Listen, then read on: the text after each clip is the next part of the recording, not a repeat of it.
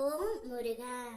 என் அன்பு பிள்ளையே, நாளை சனிக்கிழமையில் உன்னுடைய வாழ்க்கையில் மிக பெரிய மாற்றம் ஒன்று நிகழப் போகின்றது. காரணத்தோடு மட்டுமே இந்த அப்பன் முருகன் உன் கண்ணில் பட்டு உள்ளேன் தங்கமே. வாழ்க்கை பயணத்தில் எவ்வளவு தான் சமாளித்து பயணம் செய்தாலும் அது நம்மை காயப்படுத்தாமல் விடுவதே இல்லை. காலில் குத்திய பிறகுதான் வலி தெரிகின்றது. கல் தடுக்கிய பிறகுதான் கல்லின் இடரல் தெரிகின்றது. வழுக்கிய பின்புதான் தரையின் தன்மை தெரிகின்றது.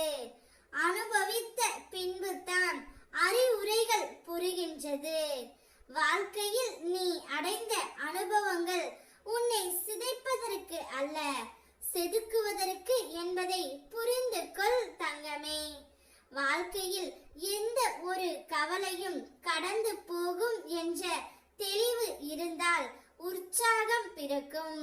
பயமற்ற வாழ்க்கை பயணம் தொடரும். மண்ணுக்குள் புதைந்து இருக்கும் விதை ஆனது எந்த பழங்களையும் ருசிக்க முடிவதே இல்லை. எந்த பலனையும் எதிர்பார்ப்பதும் இல்லை. தான் மறைந்து இருந்தாலும் பிறருக்கு பயன் கொடுக்கின்றது.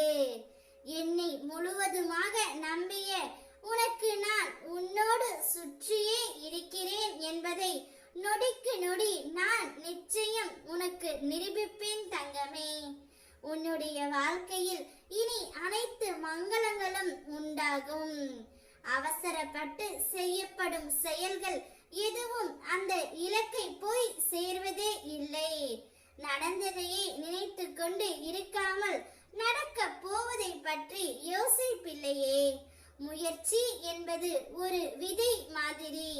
அதை நினைத்து விதைச்சுக்கிட்டே இரு. அதுல சில விதைகள் வளரும், சில விதைகள் மண்ணுக்கு உரமாகிவிடும். இதுதான் உலக நியதி. நடக்கும் விஷயங்கள் எதுவும் நம் கையில் இல்லை என்றாலும் நாம் விடாமுயற்சியுடன் இருந்தோம் என்றால் நாம் கண்டிப்பாக அந்த இலக்கை அடைவோம். அதை அடைவதற்கு அவர்களுடைய கடமையை செய்வது மட்டுமே. பிரதிபலனை எதிர்பார்க்காமல் செய்யும் கடமை கடவுளை நெருங்குவதற்கான ஒரு வழி. பொறுமையும் நம்பிக்கையும் இருந்தது என்றால் நம்முடைய வாழ்க்கையில் எல்லா இன்பமும் நம்மை தானாகவே தேடி வரும். பிரச்சனையை பார்த்து பயந்து ஓடாதே. என் மேல் பாரத்தை போடு. வரும் பிரச்சனைகள் எல்லாம் வந்த வழியிலே போய்விடும். நாளையே உன்னுடைய வாழ்க்கையில் நல்ல மாற்றம் நிகழும். சந்தோஷமாக இரு. ஓம் முருகா.